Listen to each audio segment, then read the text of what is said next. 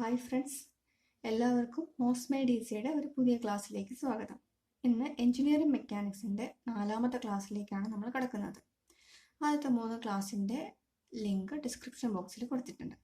തുടർച്ചയായിട്ട് തന്നെ ക്ലാസ് കാണാൻ ശ്രമിക്കുക.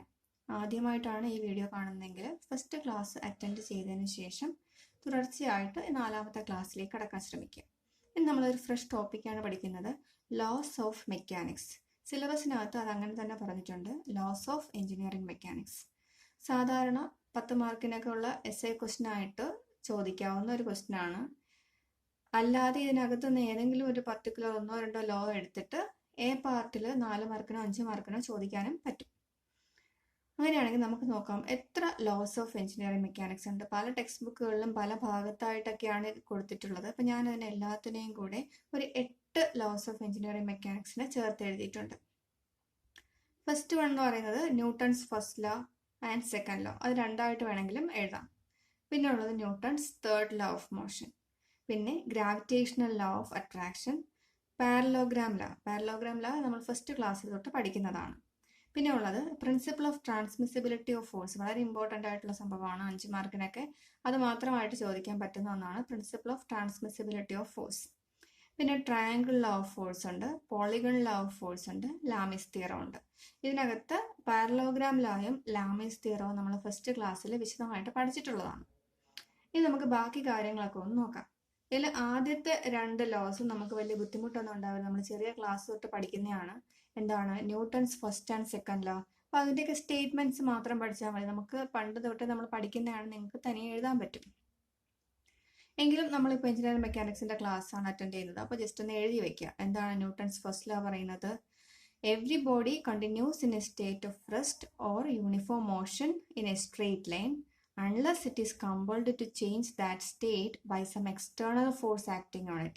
ഒരു വസ്തു ഒരു സ്ട്രെയിറ്റ് ലൈനിൽ കൂടെ ഒന്നുകിൽ സ്റ്റേറ്റ് ഓഫ് റെസ്റ്റിൽ അല്ലെങ്കിൽ ഒരു സ്ട്രെയിറ്റ് ലൈനിൽ കൂടെ മൂവ് ചെയ്തുകൊണ്ടിരിക്കുകയാണെങ്കിൽ ഒരു എക്സ്റ്റേണൽ ഫോഴ്സ് അതിനകത്ത് ആക്ട് ചെയ്യുന്നത് വരെ അത് ആ ഒരു സ്റ്റേറ്റ് തന്നെ കണ്ടിന്യൂസ് ആയിട്ട് പോയിക്കൊണ്ടിരിക്കും.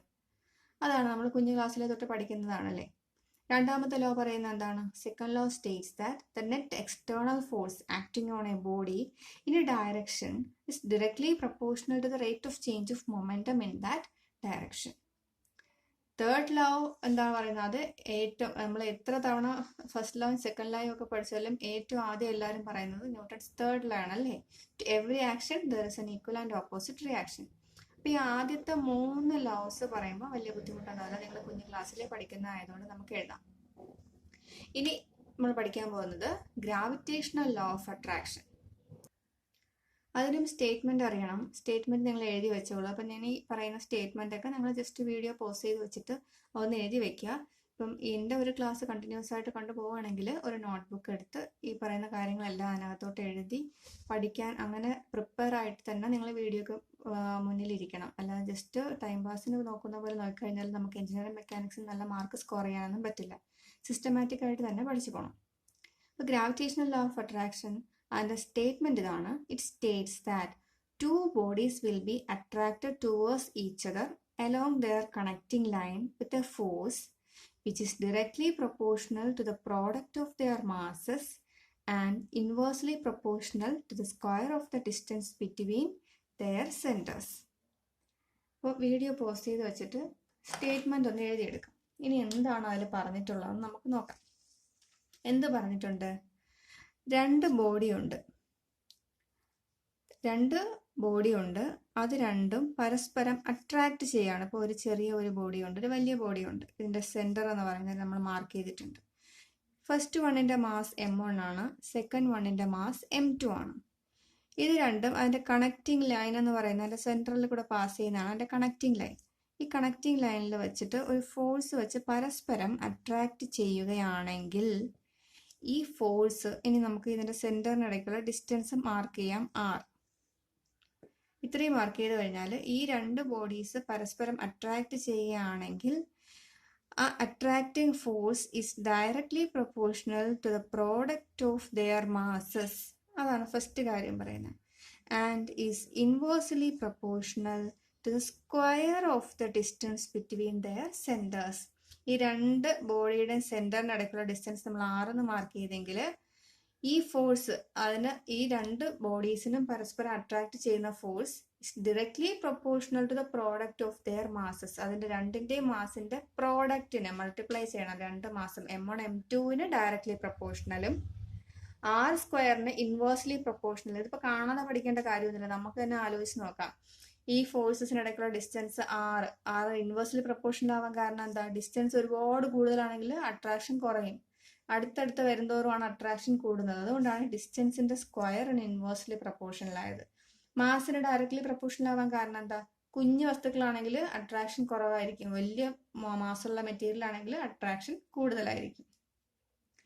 അപ്പൊ നമുക്ക് ഇതിനെ ഒരുമിച്ച് എങ്ങനെ എഴുതാം? F is directly proportional to M1 M2 by R² എന്ന് എഴുതാം അല്ലേ? പ്രൊപ്പോർഷണാലിറ്റി മാറ്റാൻ വേണ്ടി ഒരു കോൺസ്റ്റന്റ് കൊണ്ട് മൾട്ടിപ്ലൈ ചെയ്യാം, അതാണ് G. G M1 M2 divided by R². ഈ ജിക്ക് പറയുന്ന പേരാണ് യൂണിവേഴ്സൽ ഗ്രാവിറ്റേഷണൽ കോൺസ്റ്റന്റ്. എന്താണ്? Universal gravitational constant. അപ്പോൾ ഗ്രാവിറ്റേഷണൽ ലോ ഓഫ് അട്രാക്ഷൻ ചോദിക്കുകയാണെങ്കിൽ നമ്മൾ നേരത്തെ പറഞ്ഞ സ്റ്റേറ്റ്മെന്റ് ആദ്യം എഴുതുക, എന്നിട്ട് ഈ ഫിഗർ വരയ്ക്കുക, അതിൽ ഡിസ്റ്റൻസ് മാസ് മാർക്ക് ചെയ്യുക, ഫോഴ്സ് മാർക്ക് ചെയ്യുക, അതിനുശേഷം ഈ കാര്യങ്ങളും കൂടെ എഴുതി universal gravitational constant of proportionality ആണെന്നും കൂടെ എഴുതി വെക്കണം. ഇതാണ്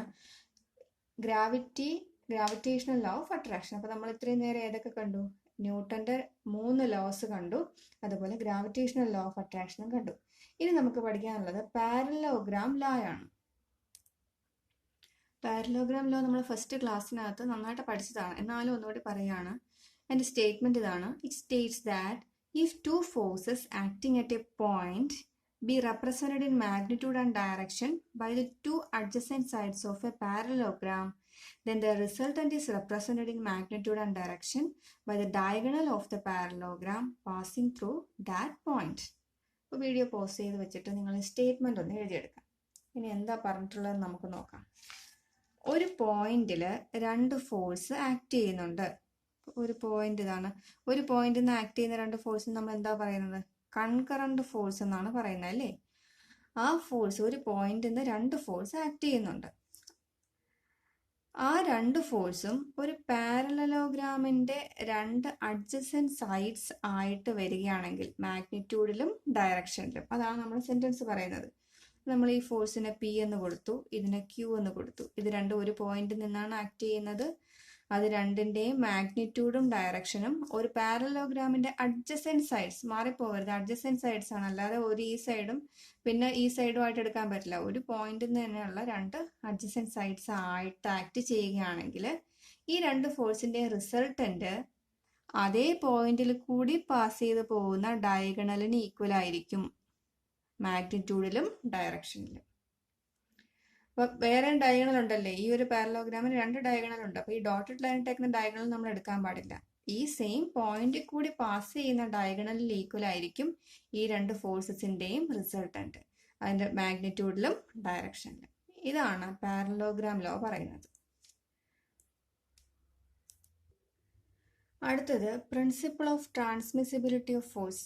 അപ്പോൾ നമ്മൾ നേരത്തെ പാരലോഗ്രാം ഫോഴ്സിനകത്ത് ലായ്ക്കകത്ത് കുറച്ച് കാര്യങ്ങളെ പറഞ്ഞുള്ളൂ. കാരണം ഫസ്റ്റ് ക്ലാസ്സിൽ നമ്മൾ അതിൽ നിന്ന് റിസൾട്ടന്റ് എങ്ങനെയാണ് കണ്ടുപിടിക്കുന്നത്, ആറിന്റെ equation √P² + Q² + 2PQ cos α എങ്ങനെ കിട്ടിയെന്നൊക്കെ ഫസ്റ്റ് ക്ലാസ്സിൽ വിശദീകരിച്ച് പറയുന്നുണ്ട്. അപ്പോൾ അത് പഠിച്ചിട്ടുള്ള കുട്ടികളാണെങ്കിൽ ഈ ഒരു പാരലോഗ്രാം ലോ 5 മാർക്കിന് ചോദിക്കാൻ നമുക്ക് അവിടെ നിന്ന് കുറേ കാര്യങ്ങൾ ഇക്വേഷൻസ് കൂടെയൊക്കെ എഴുതാൻ പറ്റും. ഇനി നോക്കുകയാണെങ്കിൽ principle of transmissibility of force, അത് കുറച്ച് ഇമ്പോർട്ടൻ്റ് ആയിട്ടുള്ള കാര്യമാണ്. നമുക്ക് ആദ്യം സ്റ്റേറ്റ്മെന്റ് നോക്കാം. വീഡിയോ പോസ് ചെയ്ത് വെച്ചിട്ട് ആ സ്റ്റേറ്റ്മെന്റ് എഴുതിയെടുക്കാം. It states that if a force acting at a point on a rigid body is shifted to other point which is on the line of action of the force, the external effect of the force on the body remains unchanged. അതാണ് അതിൻ്റെ definition എന്ന് പറയുന്നത്. ഇനി എന്താ സംഭവം? നമുക്ക് definitions വെറുതെ കാണാതെ പഠിച്ചൊന്നും വെക്കേണ്ട, കാര്യം എന്താണെന്ന് മനസ്സിലാക്കാം. സംഭവം, ഒരു റിജിഡ് ബോഡി ഉണ്ട്. നമ്മൾ ഒരു റിജിഡ് ബോഡി എടുത്തു. ആ റിജിഡ് ബോഡിക്കകത്ത് ഒരു പർട്ടിക്കുലർ പോയിന്റിൽ ഒരു ഫോഴ്സ്, ഒരു എക്സ്റ്റേണൽ ഫോഴ്സ് F ആക്ട് ചെയ്യുന്നുണ്ട്. അപ്പൊ ഈ എക്സ്റ്റേണൽ ഫോഴ്സ് കാരണം ഈ ബോഡിക്കകത്ത് എന്താണ്, ഒരു ഇഫക്റ്റ് കാണുമല്ലേ? ഒരു വെറുതെ ഇരിക്കുന്ന ബോഡിയിൽ നമ്മളൊരു എക്സ്റ്റേണൽ ഫോഴ്സ് കൊടുക്കുമ്പോൾ എന്തെങ്കിലും ഒരു ഇഫക്റ്റ് ഉണ്ടാകും.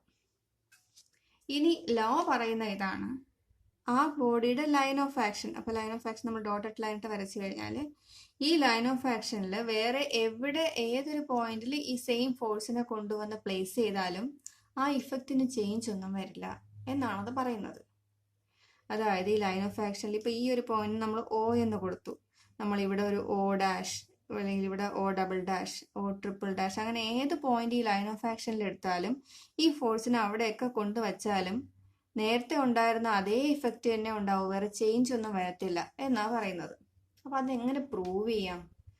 അതിനായിട്ട് നമ്മൾ ആദ്യം ഒരു റിജിഡ് ബോഡി കൺസിഡർ ചെയ്യുന്നു. ഫിഗർ 1 എന്ന് കൊടുക്കാം. ഫിഗർ 1-നകത്ത് നമ്മൾ ഒരു റിജിഡ് ബോഡി എടുത്തു.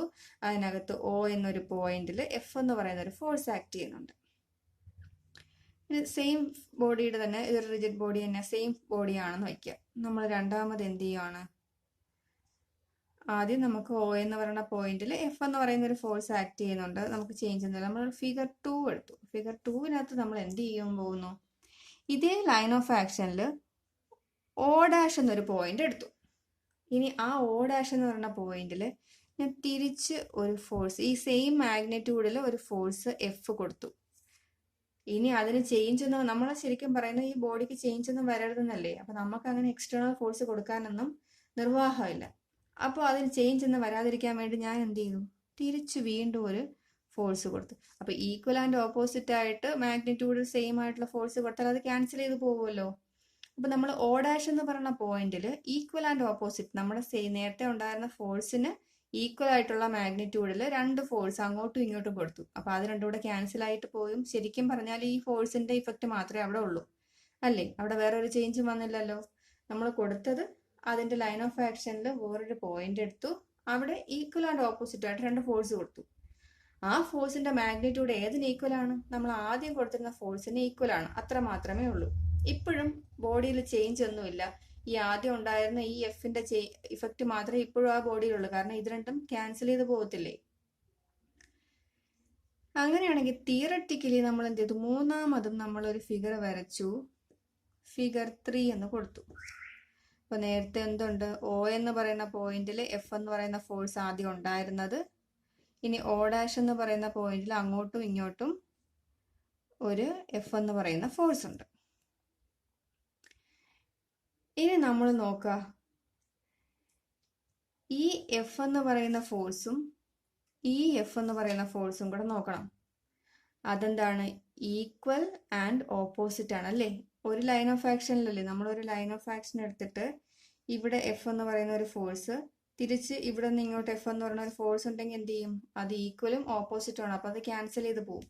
അപ്പോൾ ഈ എഫ് എന്ന് പറയുന്ന ഫോഴ്സും ഈ എഫ് എന്ന് പറയുന്ന ഫോഴ്സും ക്യാൻസൽ ചെയ്ത് പോകും. അത് മാഗ്നിറ്റ്യൂഡ് ഈക്വൽ ആണ്, ഡയറക്ഷൻ ഓപ്പോസിറ്റ് ആണ്. അപ്പോൾ ഇത് രണ്ടും ക്യാൻസൽ ചെയ്തു പോയി. ബാക്കി എന്തേ ഉള്ളൂ?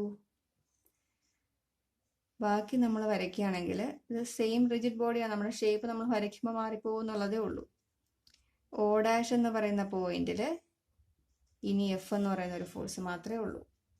ഇത് ഒ, ഇത് ഫിഗർ 4. ഇനി ഫസ്റ്റ് ഫിഗറും ലാസ്റ്റ് ഫിഗറും കൂടി നോക്കി. ഒ എന്ന് പറയുന്ന പോയിന്റിൽ എഫ് എന്ന് പറയുന്ന ഒരു ഫോഴ്സ് ആക്ട് ചെയ്യുന്നുണ്ട്. ഇവിടെ വന്നപ്പോഴോ ഒ ഡാഷ് എന്ന് പറയുന്ന പോയിന്റിൽ അതേ എഫ് എന്ന് പറയുന്ന ഫോഴ്സ് ആക്ട് ചെയ്യുന്നു. ഇതിനിടയ്ക്ക് ഒന്നും ആ ബോഡിയിൽ വേറെ ചേഞ്ച് ഒന്നും വന്നിട്ടില്ല. കാരണം ചേഞ്ച് വരാൻ നമ്മൾ വേറെ എക്സ്റ്റേണൽ ഫോഴ്സ് കൊടുത്തത് ക്യാൻസൽ ചെയ്ത് പോയ ഫോഴ്സ് ആണ്. അതുകൊണ്ട് എക്സ്റ്റേണലി അതിനൊരു ചേഞ്ചും വന്നിട്ടില്ല. അപ്പം നമ്മുടെ theorem of transmissibility of force പറയുന്നത് കറക്റ്റ് ആയല്ലേ. ഇവിടെ നോക്കുമ്പം ഒ എന്ന് പറയുന്ന പോയിന്റിൽ ഈ എഫ് എന്ന് പറയുന്ന ഫോഴ്സ് ആക്ട് ചെയ്തതും ആ ലൈൻ ഓഫ് ആക്ഷനിൽ വേറൊരു പോയിന്റായ ഒ ഡാഷിൽ അതേ ഫോഴ്സ് ആക്ട് ചെയ്തപ്പോഴും ആ ബോഡിക്ക് വേറെ ചേഞ്ച് ഒന്നും വന്നിട്ടില്ല. അതിൻ്റെ ഇഫക്റ്റ് സെയിം ആണ്. ഇതാണ് principle of transmissibility of force പറയുന്നത്. അപ്പോൾ അത് നമുക്ക് എങ്ങനെ എഴുതി വെക്കാം? പിന്നെ ആ സെന്റൻസിൽ എഴുതുന്ന കാര്യം മാത്രമേ ഉള്ളൂ. എന്താണ്? Consider A force F acting at a point O. കാര്യം മനസ്സിലായെങ്കിൽ നമുക്ക് സ്വയം എഴുതാവുന്നതേ ഉള്ളൂ. Acting at a point O on a rigid body. On this rigid body, there is another point O dash in the line of action of force F. എന്താണ്? ഒരു rigid ബോഡിയിൽ O എന്ന് പറയുന്ന ഒരു പോയിന്റിൽ ഒരു ഫോഴ്സ് എഫ് ആക്ട് ചെയ്യുന്നുണ്ട്. ആ ഫോഴ്സിന്റെ ലൈൻ ഓഫ് ആക്ഷനിലുള്ള മറ്റൊരു പോയിന്റ് ആണ് O dash. Suppose at this point O dash two equal and opposite forces F1 and F2. എന്താ ബ്രാക്കറ്റിൽ എഴുതിയിരിക്കുന്നത്? Each equal to F and collinear with F are applied. ആ O dash എന്ന് പറയുന്ന പോയിന്റിൽ equal and opposite ആയിട്ടുള്ള രണ്ട് forces act ചെയ്യുന്നുണ്ട്. ആ രണ്ട് ഫോഴ്സിന്റെയും മാഗ്നിറ്റ്യൂഡ് ഏതിന് സെയിം ആണ്? നേരത്തെ ഉണ്ടായിരുന്ന എഫിന് സെയിം ആണ്. The forces F and F1 are equal and opposite will cancel each other, leaving a force F2 at point O dash. നമ്മൾ എല്ലാവരും എഫ് എന്ന് കൊടുത്തതിന് വരെ അവർ F1 F2 എന്ന് കൊടുത്തിട്ടുണ്ട് മനസ്സിലാക്കാനുള്ള എളുപ്പത്തിന്. അതിന്റെ രണ്ടിന്റെ മാഗ്നിറ്റ്യൂഡ് എഫിന് ഈക്വൽ ആണ്. Living A force F2 at point O dash. അപ്പം അതിൽ നിന്ന് F1ഉം Fഉം ക്യാൻസൽ ചെയ്ത് പോയിട്ട് ബാക്കി O dash എന്ന് പറഞ്ഞ പോയിന്റിൽ F2 മാത്രമേ ഉള്ളൂ. അതിന്റെ മാഗ്നിറ്റ്യൂഡ് എഫിന് ഈക്വൽ ആണ്. അതുകൊണ്ട് നമുക്ക് എന്ത് പറയാം? അവിടെ ബോഡിയിൽ ചേഞ്ച് ഒന്നും വരുന്നില്ല എന്ന് പറയാം. അപ്പം ഇത്രയും കാര്യങ്ങൾ വേണമെങ്കിൽ നിങ്ങൾക്ക് വീഡിയോ പോസ്റ്റ് ചെയ്തിട്ട് ജസ്റ്റ് ഒന്ന് എഴുതി വെക്കാം. അപ്പം നമ്മൾ നേരത്തെ ഞാൻ പറഞ്ഞു തന്ന കാര്യം തന്നെയാണ്. ഫിഗറിൽ പറഞ്ഞു തന്ന കാര്യം മനസ്സിലാക്കി കഴിഞ്ഞാൽ പിന്നെ നമ്മുടെ സെന്റൻസിൽ നമുക്ക് എന്ത് നെയിം ചെയ്ത് വേണമെങ്കിലും എഴുതാവുന്നതേ ഉള്ളൂ. ഇതാണ് principle of transmissibility of force. അടുത്ത ലോ എന്ന് പറയുന്നത് ട്രയാങ്കിൾ ലോ ഓഫ് ഫോഴ്സ് ആണ്. സ്റ്റേറ്റ്മെന്റ് ഇതാണ്: if to forces acting at a point are represented by the two sides of a triangle taken in order, then the resultant is represented by the closing side of the triangle taken in the opposite order. ഇത് നമുക്ക് parallelogram law വെച്ച് relate ചെയ്ത് പറയാം. അപ്പോൾ statement ഇതാണ്, മനസ്സിലാക്കി വെക്കുക, അതൊന്ന് എഴുതി വെക്കാം. ഇനി എന്താണ് സംഭവം എന്ന് നോക്കാം. നമ്മൾ പാരലോഗ്രാം ലോയ്ക്കകത്ത് കണ്ടത് എന്താണ്? ഒരു പോയിന്റിൽ രണ്ട് ഫോഴ്സസ് ആക്ട് ചെയ്യുന്നുണ്ട്. അതൊരു പാരലലോഗ്രാമിന്റെ രണ്ട് സൈഡ്സ് ആയിട്ടാണ് ഉള്ളതെങ്കിൽ ആ പോയിന്റിൽ കൂടി പാസ് ചെയ്യുന്ന ആ പാരലലോഗ്രാമിന്റെ ഡയഗണൽ ആയിരിക്കും അതിന്റെ റിസൾട്ടന്റ് എന്നാണ് നമ്മൾ പഠിച്ചതല്ലേ. ഇപ്പോൾ ഈ ആംഗിളാണ് തീറ്റ, ഈ രണ്ട് ഫോഴ്സിനിടയ്ക്കുള്ള ആംഗിളാണ് ആൽഫ എന്നൊക്കെയാണ് നമ്മൾ പഠിച്ചത്. ഇവിടെ പറയുന്നത് ഒരു പോയിന്റിൽ കൂടെ രണ്ട് ലോഡ് പാസ് ചെയ്യുന്നുണ്ട്. അതൊരു ട്രയാങ്കിളിന്റെ രണ്ട് സൈഡ്സ് ആയിട്ട് വരികയാണ്. ടേക്കൺ ഇൻ ഓർഡർ എന്ന് പറഞ്ഞ ഒരു ട്രയാങ്കിൾ എന്ന് പറയുന്നത് ഇങ്ങനെ ഇരിക്കും. ഈ ഒരു ട്രയാങ്കിളില് ഈ ഒരു സൈഡ് നമ്മൾ പി എന്ന് കൊടുക്കുന്നു, ഈ ഒരു സൈഡ് ക്യൂ എന്ന് കൊടുക്കുന്നു. ടേക്കൺ ഇൻ ഓർഡർ എന്ന് പറഞ്ഞാൽ എന്താ? പി ഇങ്ങനെ പോവുകയാണെങ്കിൽ അവിടെ നിന്ന് ബാക്കിയായിട്ടാണ് ക്യൂ പോകുന്നത്. അതാണ് ടേക്കൺ ഇൻ ഓർഡർ എന്ന് പറയുന്നത്. അങ്ങനെയാണ് രണ്ട് ഫോഴ്സസ് ഉള്ളതെങ്കിൽ അതിന്റെ റിസൾട്ടന്റ് എന്ന് പറയുന്നത് ആ ട്രയാങ്കിളിന്റെ ക്ലോസിംഗ് സൈഡ് ആയിരിക്കും ടേക്കൺ ഇൻ റിവേഴ്സ് ഓർഡർ. കാരണം സെയിം ഓർഡർ ആണെന്നുണ്ടെങ്കിൽ നമ്മൾ എന്ത് ചെയ്യും? പി ഇങ്ങനെ കൊടുക്കും, ക്യൂ ഇങ്ങനെ കൊടുക്കും, ആർ ഇങ്ങനെ കൊടുക്കും അല്ലേ. പക്ഷെ റിസൾട്ടന്റ് എന്ന് പറയുന്ന ടേക്കൺ ഇൻ റിവേഴ്സ് ഓർഡർ ആണ്. അപ്പൊ അതുകൊണ്ടാണ് ആറിന്റെ ഡയറക്ഷൻ തിരിഞ്ഞു വന്നത്. ഇങ്ങനെയാണ് ഡയറക്ഷൻ വരുന്നത്. പി ഡയറക്ഷൻ ഇങ്ങോട്ട്, ക്യൂവിന്റെ ഡയറക്ഷൻ അത് കഴിഞ്ഞ് അങ്ങോട്ട്, പക്ഷെ ആറിൻ്റെത് തിരിച്ച്. അങ്ങനെയാണെങ്കിൽ ഇപ്പൊ നമുക്ക് ഇവിടെ നിന്ന് ഒരു ഡോട്ടഡ് ലൈൻ ഇട്ട് കഴിഞ്ഞാൽ ഈ ഒരു പോയിന്റിൽ നിന്ന് ഈ പി എ കറക്റ്റായിട്ട് എടുത്ത് ഇവിടെ പ്ലേസ് ചെയ്യാം. അങ്ങനെയാണെങ്കിൽ ഞാൻ ഇവിടെ സെയിം മാഗ്നിറ്റ്യൂഡിൽ പി എ പ്ലേസ് ചെയ്തു എന്ന് വയ്ക്കുക. അപ്പൊ ക്യൂവിന്റെ ഡയറക്ഷൻ ഇങ്ങനെ, പിയുടെ ഡയറക്ഷൻ ഇങ്ങനെ. അപ്പൊ എന്തായി? അതൊരു പാരലോഗ്രാമിന്റെ അഡ്ജസന്റ് സൈഡ്സ് പോലെ ആയല്ലേ. അങ്ങനെയാണെങ്കിൽ അതിന്റെ റിസൾട്ടന്റ് ആയിരിക്കില്ലേ, ഡയഗണൽ ആയിരിക്കുമല്ലോ അതിന്റെ റിസൾട്ടന്റ്. അപ്പൊ നോക്കുക, ആർ എന്ന് പറയുന്നത് ഇങ്ങനെ വരും. അതേ ഡയറക്ഷനിൽ തന്നെയാണല്ലോ നമ്മുടെ ഈ ആറും കിടക്കുന്നത്. മാഗ്നിറ്റ്യൂഡും സെയിം തന്നെയാണ്. അപ്പൊ നമ്മൾ സാധാരണ പാരലോഗ്രാം ലോ അനുസരിച്ച് റിസൾട്ടന്റിന്റെ ഇക്വേഷൻ പഠിച്ചത് എന്താണ്? Root of P square plus Q square plus 2pq cos alpha എന്നാണ് പഠിച്ചത്. അപ്പൊ നമുക്ക് ഈ ആംഗിൾ ആണ് ആൽഫ. പിക്കും ക്യൂവിനും ഇടയ്ക്കുള്ള ആംഗിൾ ആണ് ആൽഫ. അപ്പൊ ഇതാണ് ആൽഫ എന്ന് വെക്കുക. നമ്മുടെ ക്യൂ ഇത്, പി ഇതാണെങ്കിൽ ഇതാണ് ആൽഫ. പക്ഷെ നമുക്ക് ട്രയാങ്കിൾ അനുസരിച്ച് ടേക്കൺ ഇൻ ഓർഡർ എന്ന് പറഞ്ഞപ്പോൾ ഇവിടെ നമ്മൾ ജസ്റ്റ് അത് മനസ്സിലാക്കാൻ വേണ്ടി ഈ പി എടുത്ത് ഇപ്പുറത്ത് കൊണ്ടുവന്നതാണല്ലേ. ട്രയാങ്കിളിലെ പി എവിടെയാണ്? കുറച്ച് പുറകോട്ട് ഇപ്പുറത്തോട്ടാണ് കിടക്കുന്നത്. അങ്ങനെയെങ്കിൽ ഈ ആംഗിൾ നമുക്ക് കിട്ടണം. ആ ആംഗിൾ എന്ന് പറയുന്നത് എന്തായിരിക്കും? 180 മൈനസ് ആൽഫ ആയിരിക്കും. നമുക്കതിന് തീറ്റ എന്ന് വിളിക്കാം. അപ്പൊ theta is equal to 180 minus alpha.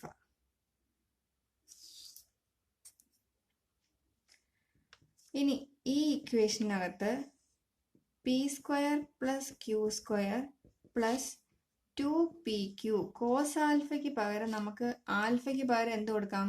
180 minus തീറ്റ എന്ന് കൊടുക്കുക. എങ്ങനെ കിട്ടി? തീറ്റ എന്ന് പറയുന്നത് 180 മൈനസ് ആൽഫയാണ്, അല്ലെങ്കിൽ ആൽഫ എന്ന് പറഞ്ഞാൽ 180 മൈനസ് തീറ്റയാണ്.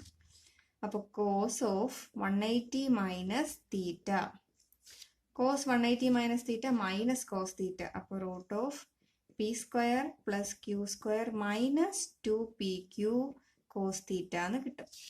ഇതാണ് ട്രയാങ്കിൾ ലോ അനുസരിച്ച് ആറിന്റെ ഇക്വേഷൻ. എപ്പോഴും കുട്ടികൾക്ക് ചേഞ്ച് മാറിപ്പോകുന്നതാണ്. എങ്ങനെ ഇവിടെ മൈനസ് വന്നു, ഇത് പ്ലസ് വന്നു, ആകെ ഡൗട്ട് ആയി പോകും.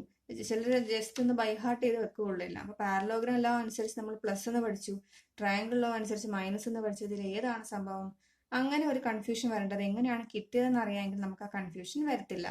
അപ്പൊ ട്രയാങ്കിൾ ലോ പറയുന്നത് രണ്ട് ഫോഴ്സസ് ഒരു ട്രയാങ്കിളിന്റെ രണ്ട് സൈഡ്സ് ആണ് ടേക്കൺ ഇൻ ഓർഡർ ആണെങ്കിൽ അതിന്റെ റിസൾട്ടന്റ്, ഈ രണ്ട് ഫോഴ്സിന്റെ റിസൾട്ടന്റ് എന്ന് പറയുന്നത് ആ ട്രയാങ്കിളിന്റെ ക്ലോസിംഗ് സൈഡ് ആയിരിക്കും ടേക്കൺ ഇൻ റിവേഴ്സ് ഓർഡർ.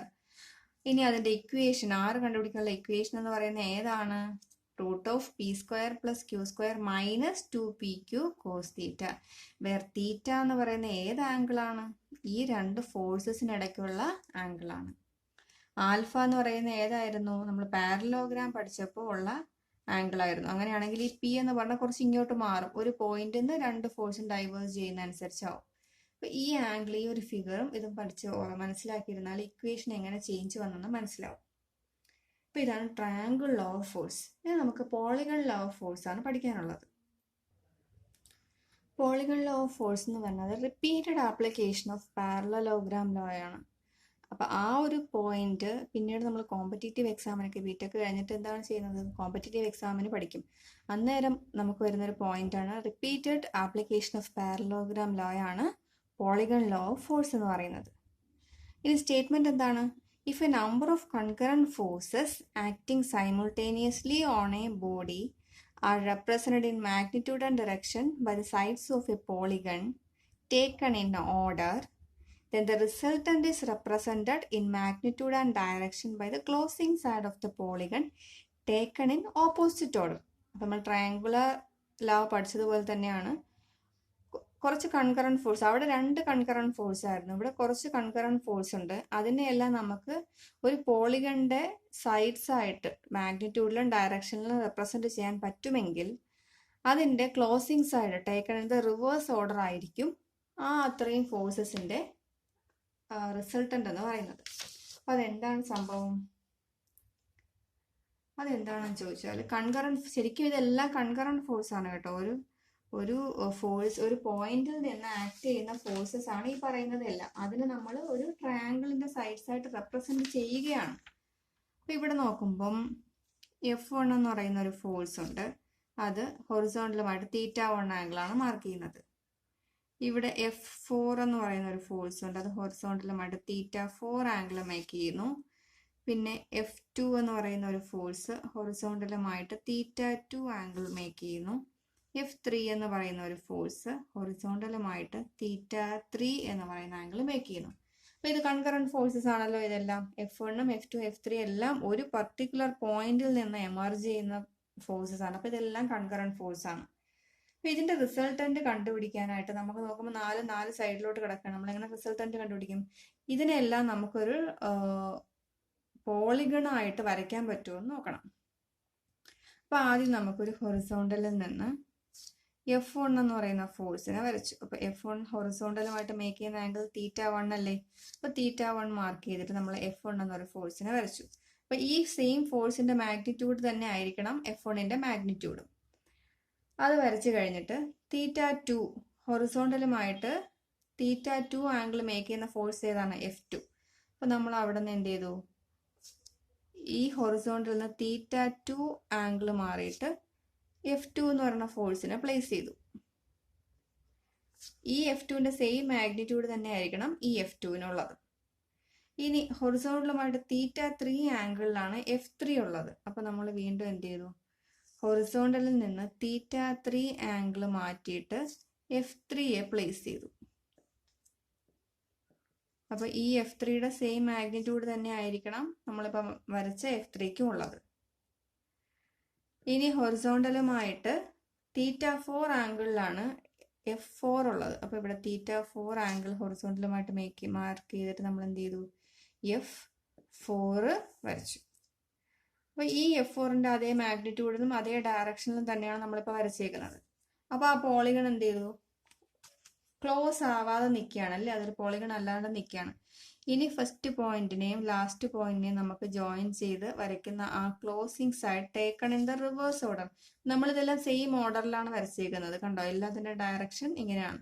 അങ്ങനെയാണെങ്കിൽ റിവേഴ്സ് ഓർഡറിൽ ആയിരിക്കും അതിൻ്റെ റിസൾട്ടന്റ്. അതിൻ്റെ ഡയറക്ഷൻ എത്രയായിരിക്കും? ഹൊറിസോണ്ടൽ എന്നൊരു തീറ്റ ആംഗിൾ ആയിരിക്കും. ഇപ്പം ഈ വരച്ച ക്ലോസിംഗ് സൈഡ് ആയിരിക്കും ഇത്രയും ഫോഴ്സിൻ്റെയും കൂടെ റിസൾട്ടന്റ് എന്ന് പറയുന്നത്. ഇൻ മാഗ്നിറ്റ്യൂഡ് ആൻഡ് ഡയറക്ഷൻ എങ്ങനെയാണ്? Taken in the opposite order. ഇതായിരിക്കും അതിൻ്റെ ഡയറക്ഷൻ. ഈ പോളിഗൺ ലോ ഓഫ് ഫോഴ്സ് ഒക്കെ ശരിക്കും നമുക്ക് വരച്ച് നോക്കി കണ്ടുപിടിക്കാം. കുറച്ച് ഫോഴ്സ് തന്നിട്ട് അതിൻ്റെ മാഗ്നിറ്റ്യൂഡും ഡയറക്ഷനും നമുക്ക് അറിയാമെങ്കിൽ ഒരു പോളിഗൺ ആക്കി ആ ഒരു പർട്ടിക്കുലർ സ്കെയിലിൽ നമ്മൾ അതിനൊരു പോളിഗൺ ആക്കി വരച്ച് കണ്ടുപിടിക്കുകയാണെങ്കിൽ ആ ലാസ്റ്റ് ക്ലോസിംഗ് സൈഡ് നമ്മൾ സ്കെയിലിൽ മെഷർ ചെയ്തെടുക്കുന്നതായിരിക്കും അതിൻ്റെ റിസൾട്ടന്റിൻ്റെ വാല്യൂ. അതിന് വേണ്ടിയിട്ടാണ് ഈ polygon law of force use ചെയ്യുന്നത്. ഇനി നമ്മൾ ലാസ്റ്റ് പഠിച്ചത് ഏതാണ്? ലാമീസ് തിയറം. ലാമീസ് തിയറം നമ്മൾ ഫസ്റ്റ് ക്ലാസ്സിൽ നന്നായിട്ട് പഠിച്ചതാണ്, പ്രോബ്ലംസ് ഒക്കെ ചെയ്തതാണ്. ലാമീസ് തിയറത്തിനകത്ത് പറയുന്നത് എന്താണ്? ഒരു point 3 concurrent forces F1, F2, F3 ഉണ്ടെങ്കിൽ ഇത് ആംഗിൾ θ1, θ2, θ3 ആണെങ്കിൽ നമുക്ക് എങ്ങനെ എഴുതാം? F1 ഡിവൈഡഡ് ബൈ അതിൻ്റെ ഓപ്പോസിറ്റ് കിടക്കുന്ന ആംഗിളിൻ്റെ sine θ1 which is equal to F2 divided by F2ന് ഓപ്പോസിറ്റ് കിടക്കുന്ന ആംഗിൾ ഏതാ? θ2 അല്ലേ? അപ്പം sine θ2 which is equal to F3 divided by F3യുടെ ഓപ്പോസിറ്റ് കിടക്കുന്ന ആംഗിൾ ഏതാണ്? θ3.